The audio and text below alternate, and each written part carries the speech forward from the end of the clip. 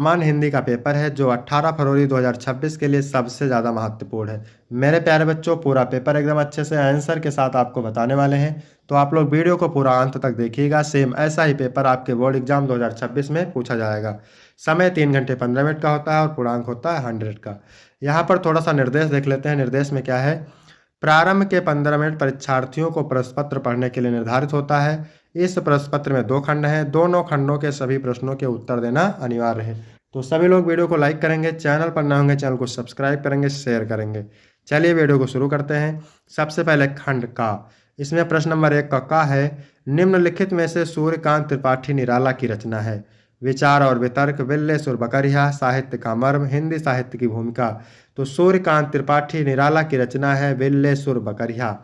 विचार और वितर्क, साहित्य का मर्म, हिंदी साहित्य की भूमिका, ये तीनों रचनाएं हजारी प्रसाद द्विवेदी की हैं। इसके बाद अगला प्रश्न है, प्रश्न नंबर 1 का ख, निम्नलिखित में से विद्या निवास मिश्र द्वारा लिखा निबंध है। तुम चंदन हम पानी, राष्ट्र का स्वरूप, अशोक के फूल, पृथ्वी पुत्र।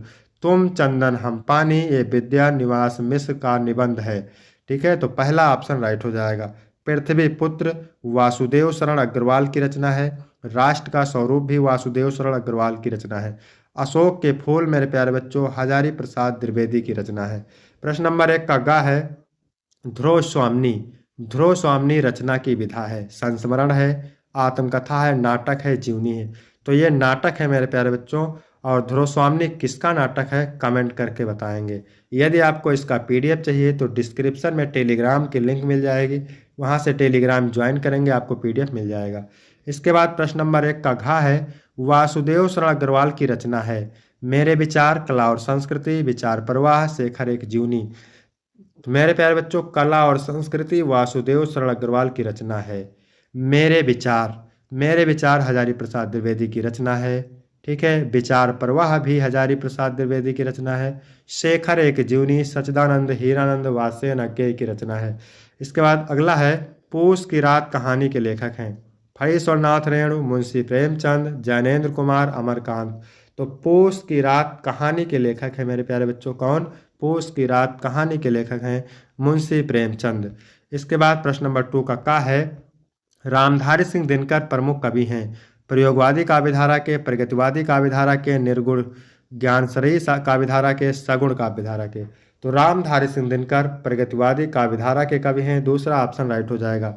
प्रेम प्रपंच रचना है मैथिली शरण गुप्त की, अयोध्या सिंह उपाध्याय हरिओत की, महादेवी वर्मा की, भारतेंद्र हरिश्चंद्र की। प्रेम प्रपंच अयोध्या सिंह उपाध्याय हरिओत की रचना है। इसके बाद गा नंबर है, लहर रचना है सूर्यकांत त्रिपाठी निराला की, रामधारी सिंह दिनकर की, जयशंकर प्रसाद की, महादेवी वर्मा की। तो लहर मेरे प्यारे बच्चों जयशंकर प्रसाद की रचना है, तीसरा ऑप्शन राइट हो जाएगा। अगला है, छायावाद स्थूल के प्रति सूक्ष्म का विद्रोह है, कथन किसका है? हजारी प्रसाद द्विवेदी का, गुलाब राय का, धीरेन्द्र वर्मा का, डॉक्टर नगेंद्र का। तो छायावाद स्थूल के प्रति सूक्ष्म का विद्रोह है, ये है डॉक्टर नगेंद्र का कथन, चौथा ऑप्शन राइट हो जाएगा। इसके बाद प्रश्न नंबर 2 का अंगा है, चौथा सप्तक का प्रकाशन वर्ष है। तो मेरे प्यारे बच्चों सन 1979 सही हो जाएगा। चौथा सप्तक का प्रकाशन वर्ष 1979 है। अगर पूछ ले तार सप्तक का प्रकाशन वर्ष तो बताना 1943, दूसरा तार सप्तक पूछ ले तो 1951, तीसरा पूछ ले तो 1962 और चौथा 1979। इसके बाद मेरे प्यारे बच्चों प्रश्न नंबर 3 है, क्या कह रहा है, दिए गए गद्यांश पर आधारित निम्नलिखित प्रश्नों के उत्तर दीजिए। 10 अंक का होता है। गद्यांश के नीचे 5 प्रश्न होते हैं। किसी भी गद्यांश को हल करने से पहले सबसे पहले उसको पढ़ते हैं। तो जन का प्रवाह अनंत होता है, सहस्त्रों वर्षों से भूमि के साथ राष्ट्रीय जन ने तादात्म्य प्राप्त किया है। जब तक सूर्य की रश्मियां नित्य प्रातःकाल भुवन को अमृत से भर देती हैं, तब तक राष्ट्रीय जन का जीवन भी अमर है। इतिहास के अनेक उतार चढ़ाव पार करने के बाद ही राष्ट्र निवासी जन नए उठती लहरों से आगे बढ़ने के लिए अजर अमर है। जन का संतत्वाही जीवन नदी के प्रवाह की तरह है। तो जहाँ पर जन शब्द दिख जाए, भूमि शब्द दिख जाए, माता शब्द दिख जाए, राष्ट्रीय जन दिख जाए, राष्ट्र शब्द दिख जाए, तो आप समझ जाइएगा कि ये राष्ट्र का स्वरूप चैप्टर से लिया गया है। और ये पैराग्राफ मोस्ट इंपॉर्टेंट है मेरे प्यारे बच्चों। तो पहला प्रश्न क्या पूछ रहा है, प्रस्तुत गद्यांश के पाठ और लेखक का नाम। तो पाठ का नाम राष्ट्र का स्वरूप है और लेखक का नाम है डॉक्टर वासुदेव शरण अग्रवाल। दूसरा प्रश्न है रेखांकित अंश की व्याख्या। तो व्याख्या मेरे प्यारे बच्चों किसकी करना है? जिसकी रेखा खींची हुई है। ठीक है, जब तक सूर्य की रश्मियाँ नित्य प्रातःकाल भुवन को अमृत से भर देती हैं, तब तक राष्ट्रीय जन का जीवन भी अमर है। तो चलिए देखते हैं इसकी व्याख्या कैसे करना है। लेखक के अनुसार जब तक सूरज की किरणें संसार को अमृत से भरती रहेंगी, तब तक राष्ट्रीय जन का जीवन भी अमर है। इतिहास में राष्ट्रीय जन ने कई उतार चढ़ाव देखे हैं, पर फिर वो अमर है नई आशाओं के साथ। दूसरा प्रश्न है, राष्ट्रीय जन का जीवन कब तक अमर है? तो राष्ट्रीय जन का जीवन भी अमर है जब तक सूर्य की रश्मियां नित्य प्रातःकाल भुवन को अमृत से भरती रहेंगी। इसके बाद अगला प्रश्न है, तादात्म्य और अजर का शब्दार्थ लिखिए। तो तादात्म्य का मतलब होता है समता, एकता या सामंजस्य, और अजर का मतलब होता है अमर, जो कभी नष्ट ना हो। अगला प्रश्न है, राष्ट्र निवासी जन ने किसके साथ तादात्म्य स्थापित किया है? तो राष्ट्रीय जन ने भूमि के साथ तादात्म्य प्राप्त किया है मेरे प्यारे बच्चों। ठीक है, इन सभी का उत्तर आपको पैराग्राफ में मिल जाएगा। फिर अथवा करके दिया है, ये भी मोस्ट इंपॉर्टेंट है।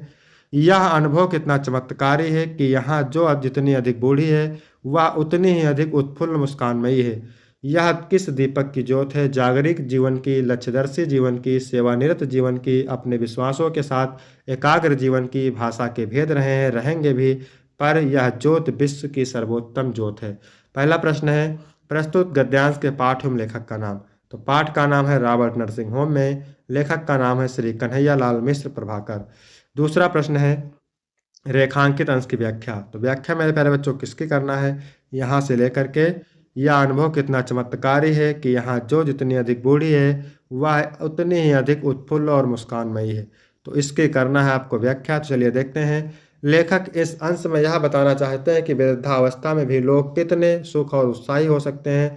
यह खुशहाली, जागरूकता, उद्देश्यपूर्णता, सेवा और एकाग्रता के जीवन से आती है। इसका अर्थ है कि जो लोग अपने जीवन में लक्ष्य और सेवा के प्रति समर्पित होते हैं, वो ही सच्चे अर्थ में खुश और संतुष्ट रह सकते हैं। इसके बाद प्रश्न नंबर ग है, कौन सी ज्योत विश्व की सर्वोत्तम ज्योत है? इसका उत्तर आपको पैराग्राफ में आसानी से मिल जाएगा। तो जागरूक जीवन, लक्ष्यदर्शी जीवन और सेवानिरत जीवन की ज्योत विश्व की सर्वोत्तम ज्योत है।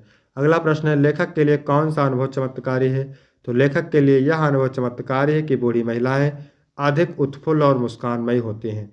इसके बाद अगला प्रश्न है, जागरूक और लक्ष्यदर्शी शब्दों के अर्थ लिखिए। तो जागरूक का मतलब होता है सजग, सचेत या जागरूक होना, और लक्ष्यदर्शी का मतलब होता है जो अपने लक्ष्य को जानता हो और उस दिशा में आगे बढ़ता है।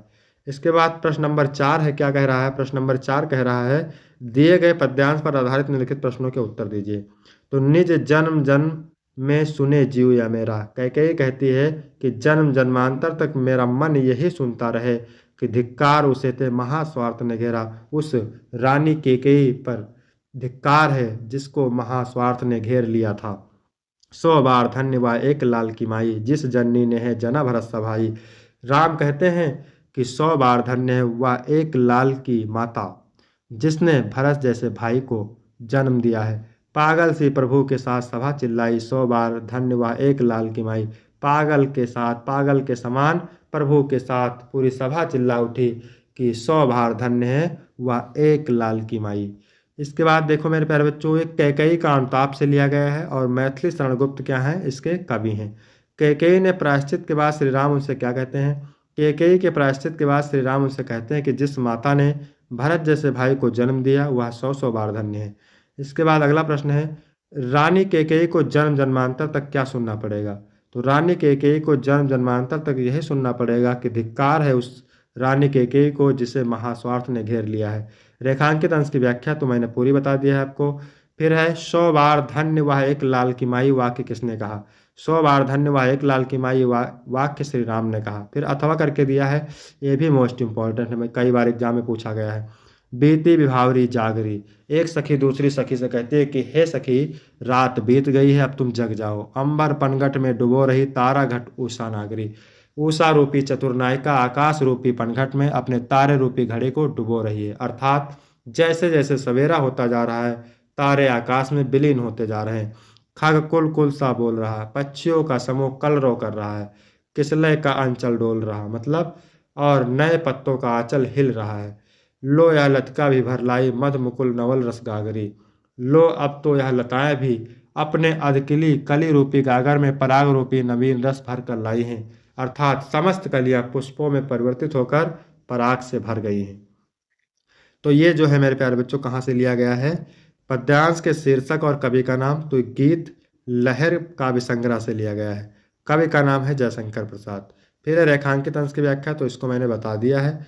इसके बाद है प्रस्तुत पंक्तियों में किस समय का वर्णन किया गया है? तो मेरे प्यारे बच्चों प्रातःकाल का सुंदर वर्णन किया गया है। इसके बाद कौन आकाश रूपी पनघट पर तारा रूपी घड़े को डुबो रही है? तो उषा रूपी चतुर्नायिका आकाश रूपी पनघट पर तारा रूपी घड़े को डुबो रही है। खग कुल कुल सा बोल रहा, इसमें यमक अलंकार है। इसके बाद 5 का नंबर है, किसी एक लेखक का साहित्यिक परिचय देते हुए उनकी प्रमुख रचनाओं का उल्लेख कीजिए। वासुदेव शरण अग्रवाल, प्रोफेसर जी सुंदर रेड्डी और हजारी प्रसाद द्विवेदी। ये मोस्ट इंपॉर्टेंट है, इसका वीडियो ऑलरेडी पड़ा हुआ है, आप देख सकते हैं। फिर कवि का साहित्यिक परिचय देते हुए उनकी प्रमुख कृतियों पर प्रकाश डालिए।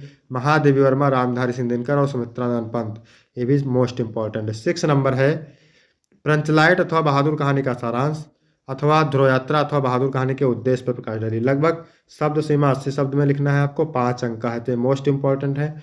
इसके बाद 7 नंबर है, स्वपठित खंड काव्य के आधार पर किसी एक खंड के एक प्रश्न का उत्तर दीजिए, भी 5 अंक का है।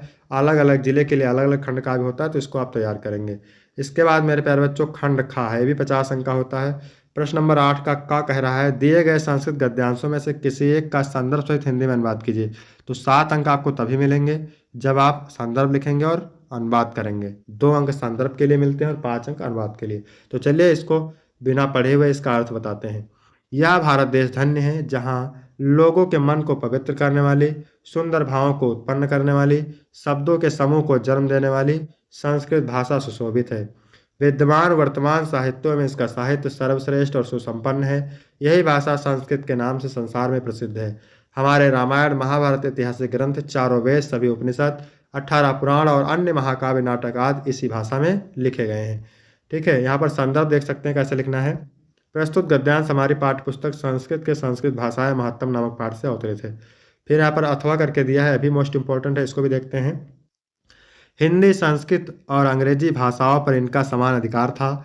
हिंदी, हिंदू और हिंदुस्तान की उत्थान के लिए इन्होंने निरंतर प्रयास किया। शिक्षा से देश और समाज में नए प्रकाश का उदय होता है। अतः श्री मालवीय वाराणसी काशी हिंदू विश्वविद्यालय की स्थापना किया। इसके निर्माण के लिए इन्होंने लोगों से धन मांगा। लोगों ने इस महान ज्ञान के यज्ञ में इनको बहुत सारा धन दिया। इससे निर्मित यह विशाल विश्वविद्यालय भारतीयों की दानशीलता और श्री मालवीय के यश की प्रतिमूर्त के रूप में सुशोभित है। संदर्भ कैसे लिखेंगे? प्रस्तुत गद्यांश हमारी पाठ्यपुस्तक संस्कृत के महामना मालवीय पाठ से अवतरित है। इसके बाद मेरे प्यारे बच्चों क्या कह रहा है? खा नंबर, दिए गए श्लोकों में से किसी एक का संदर्भ से हिंदी में अनुवाद कीजिए। तो इसमें भी संदर्भ लिखना है। परोक्षे कार्य हंतारम प्रत्यक्षे प्रिय वादनम, यानी सुभाषित रत्नान से लिया गया है। पीठ पीछे काम बिगाड़ने वाले और सामने मीठा बोलने वाले ऐसे मित्र को उसी प्रकार छोड़ देना चाहिए जिस प्रकार विष से भरा घड़ा जिसके ऊपरी भाग में दूध हो। अथवा करके दिया है, जिस प्रकार सूर्य उदय होते समय लाल होता है और अस्त होते समय लाल होता है, उसी प्रकार जो महान पुरुष होते हैं दुख और सुख में एक समान रहते हैं।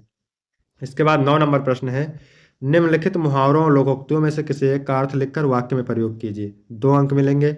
नाच नावे आंगन टेढ़ा, ईद का चांद होना, आम के आम गुठलियों में दाम। इसके बाद 10 नंबर प्रश्न है, आपठित गद्यांश पर आधारित प्रश्नों के उत्तर दीजिए। 5 अंक का होता है, गद्यांश है और यहाँ पर 3 प्रश्न लिखे हुए हैं मेरे प्यारे बच्चों। इन तीनों प्रश्न का आपको आसानी से उत्तर मिल जाएगा। ठीक है, बहुत ही कठिन नहीं होता है। इसके बाद है, निम्नलिखित शब्द युग्मों का सही अर्थ चयन करके लिखिए। 2 अंक मिलेंगे। अनिल और अनिल, अनिल और अनल का मतलब, अनिल माने क्या होता है? अनिल मतलब आग और अनल मतलब नहीं, अनल मतलब आग होता है। अनिल मतलब क्या होता है? आग, और अनल मतलब हवा होता है। ठीक है, तो आपका यहाँ पर ऑप्शन बिल्कुल राइट हो जाएगा, हवा और आग। ठीक है, अनिल मतलब हवा और अनल मतलब आग, बा वाला ऑप्शन राइट हो जाएगा। इसके बाद अगला है अंबुज और अम्बुज, कमल और बादल। ठीक है, ये वाला सही हो जाएगा। फिर यहाँ पर दिया हुआ है खा नंबर, निम्नलिखित शब्दों में से किसी एक शब्द के 2 अर्थ लिखना है। नाग का 2 अर्थ बताना है, सर्प या सांप, तीर का किनारा तट, और गौ का गाय या संपूर्ण ब्रह्मांड। इसके बाद गा नंबर है, निम्नलिखित वाक्यांशों के लिए एक सही शब्द का चयन करके लिखिए। आशा से अधिक इसको क्या कहते हैं? आशातीत कहते हैं। आ ऑप्शन राइट हो जाएगा।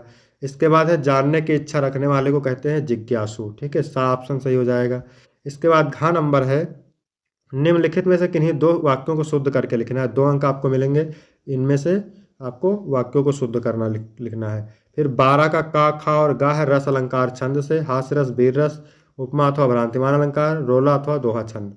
इसके बाद 13 नंबर प्रश्न है किसी विद्यालय के प्रधानाचार्य को लिपिक पद की भर्ती हेतु एक पत्र लिखिए, अथवा किसी बैंक के प्रबंधक को दुकान खोलने हेतु ऋण लेने के लिए एक पत्र लिखिए। 13 नंबर प्रश्न है। इसके बाद है 14 नंबर। ठीक है, 14 नंबर प्रश्न है निम्नलिखित विषयों में से किसी एक विषय पर निबंध लिखना है। 9 नंबर का है और ये मोस्ट इंपॉर्टेंट निबंध है मेरे प्यारे बच्चों। तो यहाँ तक वीडियो कंप्लीट होता है। वीडियो कैसा लगा? वीडियो अच्छा लगा तो वीडियो को लाइक करेंगे, चैनल को सब्सक्राइब करेंगे। फिर मिलते हैं आपको अगले वीडियो में। तब तक के लिए जय हिंद, जय भारत।